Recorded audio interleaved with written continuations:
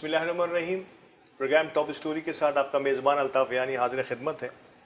और नाज़रीन, कोशिश होती है हमारी कि हमारे हर प्रोग्राम में हम नए नए मौज़ूआत के साथ उन मुआशी और हमारे अवामी मसाइल के साथ आपके सामने हाज़िर हों।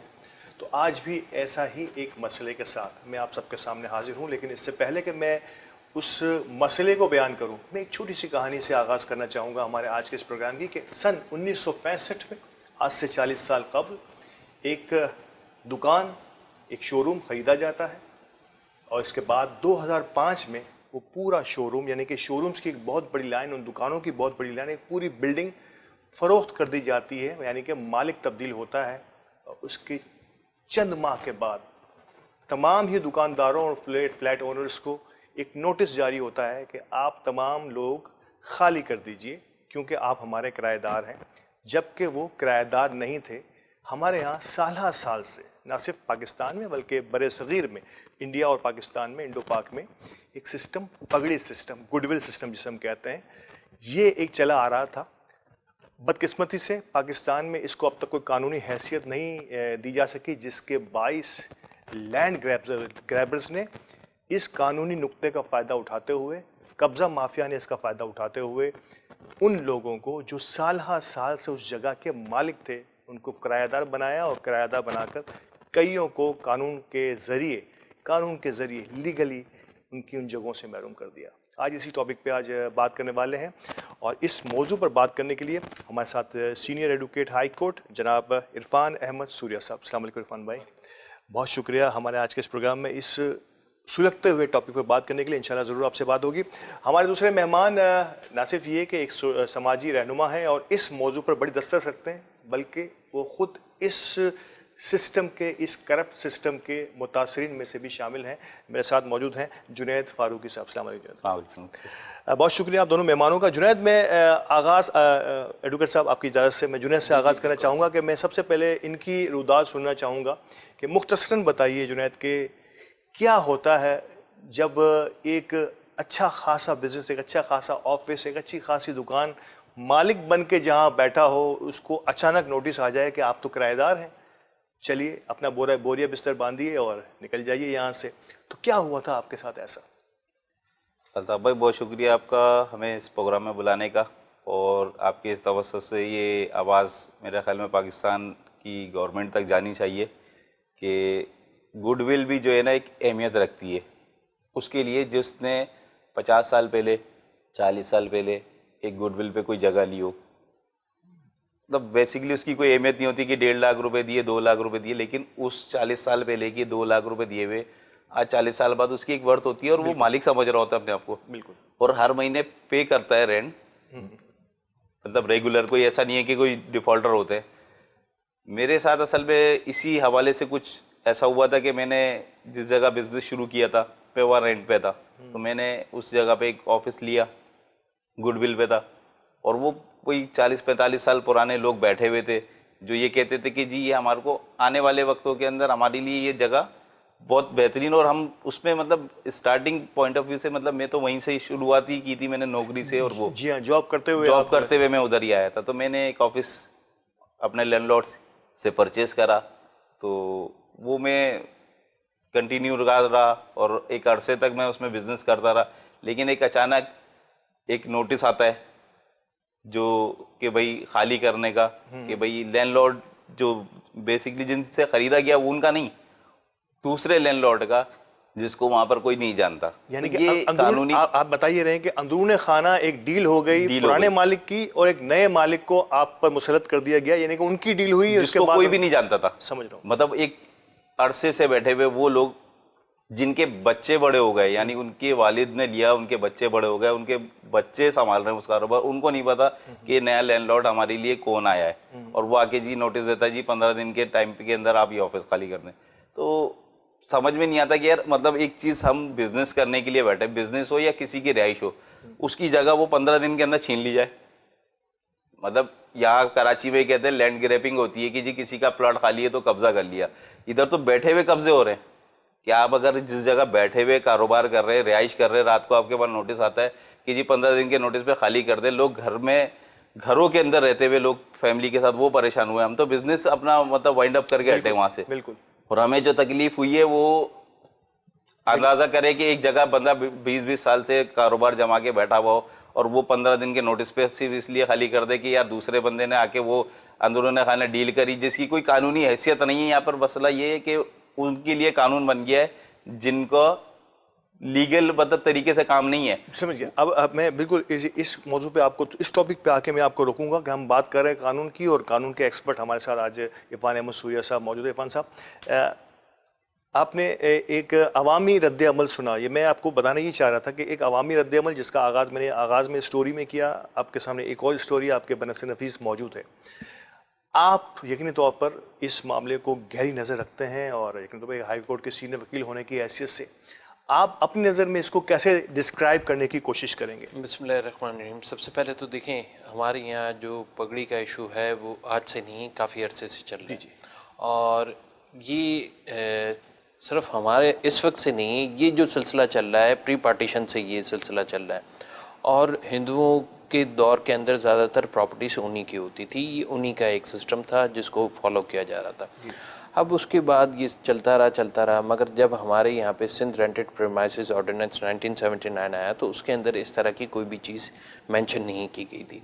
अब सबसे बड़ा जो इशू आता है वो आता है टेनेंट्स और लैंडलॉर्ड के रिलेशन के ऊपर। यहाँ पर जो भी रिलेशन होता है वो होता है टेनेंट और लैंडलॉर्ड का, मगर पगड़ी का यहाँ पर बिल्कुल ही लॉ साइलेंट है। हालांकि जिस वक्त पगड़ी दी जाती है तो पगड़ी बेसिकली उस वैल्यू की इक्विवेलेंट अमाउंट होती है। और जो भी ये प्रॉपर्टी लेता है तो उसके सहन में यही होता है कि मैंने इसके राइट्स एक्वायर कर लिए प्रॉपर्टी के, जबकि सारा का सारा जो भी मामलात होते हैं वो सारे ज़बानी होते हैं और एक दूसरे के ऊपर बाहमी ट्रस्ट का मामला होता है। ऐसा इरफान कोई ऐसा एमओयू भी नहीं होता, कोई ऐसा स्टैम्प पेपर भी नहीं होता दोनों पार्टियों के दरमियान? देखिए सबसे बड़ा मसला यही है कि ये ट्रस्ट की सारी बात है, और जो हम फेस कर रहे हैं वो इसी वजह से परेशानी फेस कर रहे हैं कि रिटर्न ना होने की वजह से। पगड़ी का क्या होता है, सबूत सिर्फ यही होता है जब टेनेंट चेंज होता है या कोई नया टेनेंट आता है तो उसको एक रिसीप्ट दी जाती है। उसमें ये भी नहीं लिखा जाता कि आपने ये प्रॉपर्टी एक्वायर कर रहे हैं तो आपने इतनी अमाउंट दी हुई, चाहे वो एडवांस के तौर पर। अगर उस प्रॉपर्टी को, जैसे भाई का मैटर है, इन्होंने जिस वक्त 1.5 लाख रुपए दिए, उसको गोल्ड की वैल्यू से या किसी भी प्रॉपर्टी की वैल्यू से आप अगर असेस करें तो उसकी almost 80 to 90% of the property की वैल्यू होगी वो। जबकि आज इनको जब डिस्पोजेस किया गया तो वही अमाउंट दी जाएगी, क्योंकि वो एज ए एडवांस काउंट किया जा रहा है हमारे कानून के हिसाब से। जबकि प्रैक्टिकली हम 80 to 90% ऑफ द प्रॉपर्टी के जो राइट्स होते हैं ना वो एक्वायर कर रहे होते हैं। इसमें कई लोग जो बेहतर तरीके से एक दूसरे के साथ, जो ट्रस्ट का मामला था वो यही होता था कि प्रॉपर्टी जब डिस्पोज ऑफ करते थे, मतलब एक टेनेंट किसी दूसरे को अगर रेंट आउट करते थे या उसको अपने शेयर सेल करते थे तो लैंडलॉर्ड के पास उसकी सर्टेन अमाउंट टिक जाती थी।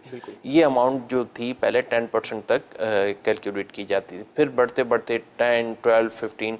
अब जो लैंडलॉर्ड्स हैं वो ये कह रहे हैं कि आप हमारे टेनेंट ही हैं और पगड़ी कोई चीज़ वर्थ नहीं रखती। और उनको ये सबसे ज़्यादा जो सपोर्ट हुआ वो सुपीरियर कोर्ट्स की हमारी जो रूलिंग्स आई, जो मैटर गए कोर्ट्स के अंदर, तो उसके अंदर वाज़े तौर पे ये लिखा हुआ है कि पगड़ी कोई हैसियत नहीं रखती। अब चाहे आप पगड़ी कह लें, उसको गुडविल कह लें, किसी तरह से भी उनको कहें। अब मसला यही आता है कि रिटर्न ना होने की वजह से, क्योंकि जिस वक्त इनिशियली मायदा हो रहा है, अगर उसी वक्त ये तय कर लिया जाए और रिटर्न कर लिया जाए कि हम इस प्रॉपर्टी की वैल्यू के इक्विवेलेंट अमाउंट या 80% या जो भी राइट्स हैं वो हमें ट्रांसफ़र हो रहे हैं और रेंट हम टाइम टू टाइम आपको पे करते रहेंगे, मगर हमें ये भी राइट होंगे कि इस प्रॉपर्टी को डिस्पोज ऑफ करके हम सर्टेन अमाउंट ले लेंगे, सर्टेन और जो 10% या 15% जो भी एक रेशो है वो लैंडलॉर्ड का होगा। इसका मतलब इरफान ये हुआ कि ये तो अब नई और नया तो मेरा ख्याल है अब गुडविल का कोई सिस्टम अब यहाँ से ऑलमोस्ट ही ख़त्म हो, सब ओनरशिप हो गया या किराएदार है, वो दो ही सिस्टम जो गवर्नमेंट हमारी समझती है कि ये सही है और जो हमारे कानून का हिस्सा भी है। देखें, कानून की जहाँ तक बात करते हैं तो सबसे बड़ा इशू यही आता है कि हमारे यहाँ पे कानून तो बिल्कुल साइलेंट है। उसमें ये काम लोगों का था कि वो अपने चुनिंदा नुमाइंदों के ज़रिए असेंबलियों के अंदर इस मामलात को हाईलाइट करते और उस पर कहीं ना कहीं कोई लॉ पास होता या अमेंड होता। जबकि इसके अंदर आज तक कहीं भी कोई भी वर्किंग नहीं की गई, ना ही लोगों की तरफ से, ना ही हमारे मुंतखब नुमाइंदों की तरफ से। और ये टोटल नेग्लिजेंस रही है, जिसकी वजह से बहुत ख़ासकर ये जो ओल्ड एरिया सिटी है, जो कि पूरा का पूरा ओल्ड एरिया, वो 90% का जो प्रॉपर्टी रेंट आउट की गई थी वो पगड़ी के ऊपर की गई थी। और आजकल जो सबसे ज़्यादा सफ़र कर रहे हैं वो ओल्ड एरिया के लोग ही सफ़र कर रहे हैं, क्योंकि नए जितने भी मायदे हो रहे हैं वो टेनेंसी के आमतौर पर साल 11 महीने या फिर वो रजिस्टर्ड लीज एग्रीमेंट या लाइसेंस एग्रीमेंट होते हैं। सर लाखों, मेरे ख्याल से अगर और ऐसे हजारों लोग हों तो ये करोड़ों अरबों की प्रॉपर्टीज हैं। जी बेशक। क्या किसी मुल्क में ऐसा पॉसिबल है? हालांकि आपने खुद कहा कि जिस वक्त ये खरीदी गई हैं वो ऑलमोस्ट उस वक्त की मार्केट वैल्यू के हिसाब से खरीदी गई हैं, लेकिन क्योंकि डॉक्यूमेंट में वो गुडविल है और गुडविल हमारे यहाँ किराएदार तस्वुर किया जाता है हमारे कानून के अंदर, तो क्या अरबों खरबों की इस प्रॉपर्टी को, इनके मालिकान को, जो उमूमन आपने कहा था ओल्ड सिटी एरियाज में है, तो एक middle class, lower middle class तबका है सारा, जी बिल्कुल, उनके ऊपर ये तलवार लटकती रहे कि ये मतलब इसका कोई एक जॉइंट वर्किंग होनी क्यों नहीं हो सकी अब तक? इस पे मतलब इतना बड़ा इशू है ये। देखिए पहले तो ये था कि पहले जो लैंडलॉर्ड्स होते थे उनकी प्रॉपर्टी से कंसर्न सिर्फ एक ही होता था कि हमें रेंट आता रहे। अब जब से ये प्रॉपर्टी के वैल्यूएशन के अंदर जंप आया है, उसके बाद से लोगों की नीयतों के अंदर भी चेंज आ गया। क्या बात है, बस मैं यही पूछना चाह रहा था। बेसिक इशू यही हुआ है। इरफान क्या बात किया आपने, यानी कि असल जो है ना वो हविस हमारी जो है ना, यानी कि ये मसला कारोबारी नहीं है, अब ये जो है ना हमारी तरबियत का मसला हो गया है कि हमने इतनी इस प्रॉपर्टीज को और इसकी बढ़ती हुई कीमतों को देख के हमारे मुंह में लालच या पानी आ गया कि क्यों ना इन गरीबों को डिसबर्स करके इनकी जगह कुछ और लोगों को ला के या इस बिल्डिंग को, पुरानी बिल्डिंग को गिरा के कोई नई बिल्डिंग बना के करोड़ों अरबों का फ़ायदा कमाया जाए। कि यही कह रहे हैं आप? जी बिल्कुल है। और दूसरी चीज़ ये कि यहाँ पर निगलिजेंस जो है वो टेक्निकली टेनेंट्स की तरफ पे भी बर्डन जो ज़्यादातर है वो टेनेंट्स की तरफ है, क्योंकि जिस वक्त आप देखेंगे उनको जो रिसीप्ट दी जा रही, अब आप किसी भी पगड़ी वाले लोगों की आप रिसीप्ट सिर्फ देख लें, जिस वक्त आप रिसीप्ट देखेंगे तो उसके बैक साइड के ऊपर छोटे छोटे अल्फाज के अंदर कुछ 24-25 शराइत लिखी हुई होंगी, और उन शराइत के अंदर ये लिखा होगा कि आप जो रेंट पे करेंगे 5 तारीख को पे करेंगे या 10 तारीख को आप पे करेंगे। लॉ हमारा ये कहता है कि जब आपके दरमियान एक माहदा तय हो गया है उसके बाद 1 दिन का डिले भी डिले है। अब हमारे यहाँ पे लोगों की मेंटेलिटी ये है कि 3 माह का टाइम हो जाए या 6 माह का टाइम हो जाए तब तक हम डिफ़ॉल्टर नहीं होते, जबकि कानूनी शराइत डिफरेंट हैं। जो लैंडलॉर्ड हमें स्लिप देता है वो हमसे पीछे साइन भी ले रहा होता है। बात वहीं पे आ रही है कि हमारे जो भी मामलात होते हैं वो गुड फेथ के ऊपर होते हैं, और हम सिर्फ गुड फेथ के अंदर ही आज तक जो ये मामलात जो लोग फेस कर रहे हैं वो इसी वजह से फेस कर रहे हैं, और प्रॉपर्टी की वैल्यू की वजह से ये जो बदनीयती अब बढ़ गई है। अब उसमें जो प्रीवियस लैंडलॉर्ड थे उन्होंने क्या किया, उन्होंने ये प्रॉपर्टी आज के करंट वैल्यू के हिसाब से सेल आउट करना शुरू कर दिया। अब वो जो प्रॉपर्टी सेल कर रहे हैं टेक्निकली उन्होंने अमाउंट तो 15 साल पहले, 10 साल पहले या 1 साल पहले भी वो प्रॉपर्टी की वैल्यू जिनको उन्होंने रेंट आउट की हुई है पगड़ी के ऊपर, उनसे सारी प्रॉपर्टी की वैल्यू ली हुई है। बिल्कुल। अब इसी प्रॉपर्टी के टाइटल डॉक्यूमेंट्स, सिर्फ टाइटल डॉक्यूमेंट्स वो ट्रांसफ़र किए जा रहे हैं, और उसकी जो वैल्यू ली जा रही है वो पूरी वैल्यू ली जा रही है प्रॉपर्टी की वैल्यू के हिसाब से। टेक्निकली जो लैंडलॉर्ड ने पेमेंट ली टेनेंट से, एक तो वो अमाउंट उनके पास आ गई, दूसरी जिनको वो सेल कर रहे हैं तो एक ही प्रॉपर्टी को दो बार वो सेल आउट। आज से 40 साल पहले बेचा गया और इसी के बाद 40 साल के बाद दोबारा बेचा गया, जैसा मैंने जिक्र किया। बिल्कुल। मैं थोड़ा सा एक सवाल, क्योंकि आपका समाजी शोबे से भी ताल्लुक है जुनैद, मैं ये क्या आप समझते हैं, जैसे इरफान ने भी बात की और जैसे मैंने आगाज़ में इंट्रो में कहा था कि अब ये एक कानूनी लैंड ग्रैबिंग, कब्ज़ा माफिया, ये कुछ ख़ास ग्रुप्स हैं जिनका काम ही इस किस्म की बिल्डिंग्स के ऊपर जो है ना काम करना, और क्योंकि मेरा ख्याल है कि हर मालिक मकान तमाम लोगों को इस किस्म से एक 40, 45, 50 लोगों से एक साथ फाइट नहीं कर सकता, तो उसके लिए ग्रुप्स हैं जिनका काम ही इसी किस्म का है कि वो इस किस्म की बिल्डिंग्स को लेके फिर इसके ऊपर फर्दर जो भी वो कानूनी तरीके से इनको खाली करा सकें। आप समझते हो कि ये एक मुनज़्ज़म तरीके से बिजनेस किया जा रहा है? तब भाई बिल्कुल इसमें कोई शक नहीं है कराची के अंदर देखिए मैंने जो चीज़ें नोट की हैं, मुकामी हमारी जो सियासी जमातें, मैं नाम नहीं लेना चाहता उसमें, जी जी वो ऑन करती हैं जी हम कराची के लिए मतलब हम काम करते हैं। कायद आज़म पाकिस्तान ये 1947 में बना, ये उस दौर का एक रूल है ऑनरशिप लैंड पगड़ी सिस्टम का। तो क्या पगड़ी सिस्टम वाला बंदा इस कराची में जब से रह रहा है वो इस इधर का शहरी नहीं है, क्या उसके लिए ये असेंबली में आवाज़ नहीं उठानी चाहिए थी?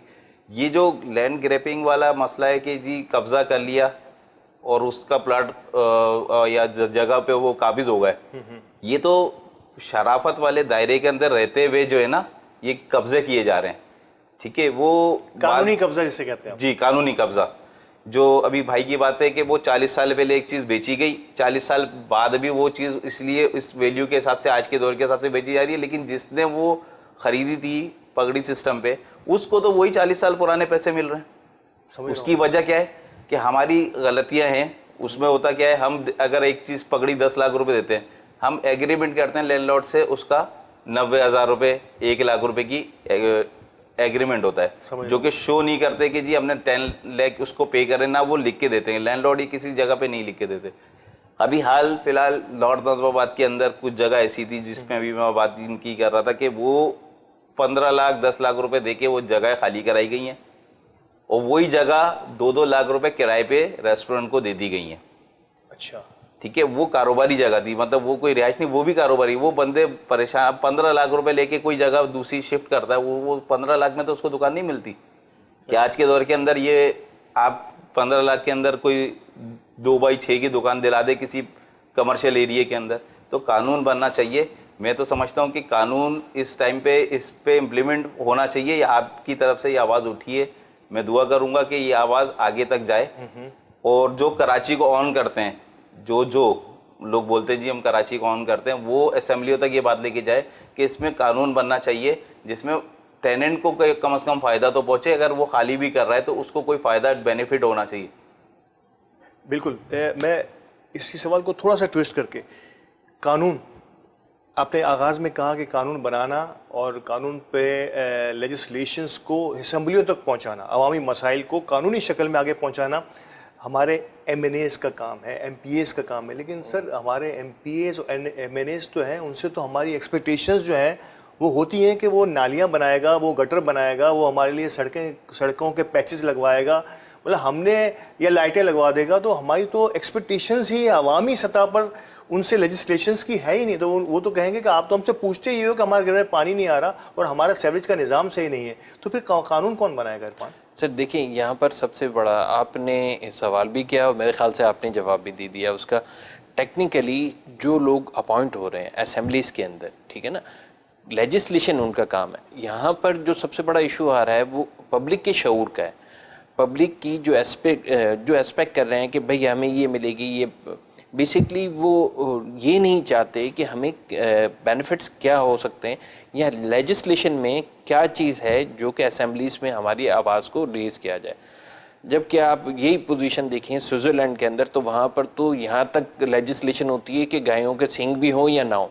मतलब जो अवामी नुमाइंदे होते हैं उनका काम होता है लोगों के बारे में, वेलफेयर के बारे में सोचना।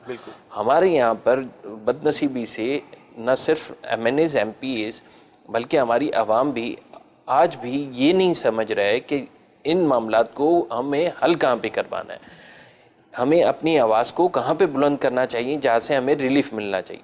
देखिए, असेंबलियाँ होंगी जो भी कानून बनाएंगी, अदालतें उनकी तशरीह कर सकती हैं।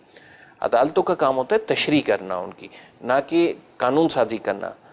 कानून साजी जो करना है वो लेजिस्लेशन का काम है और लेजिस्लेशन के जो नुमाइंदे अपॉइंट होते हैं वो आवाम से होते हैं। बिल्कुल। अब यही आवाम का काम है, आप ही के ज़रिए ये आवाम को शऊर होना चाहिए कि ये उन्हीं के चुनिंदा नुमाइंदों से ही काम हो सकता है। बिल्कुल।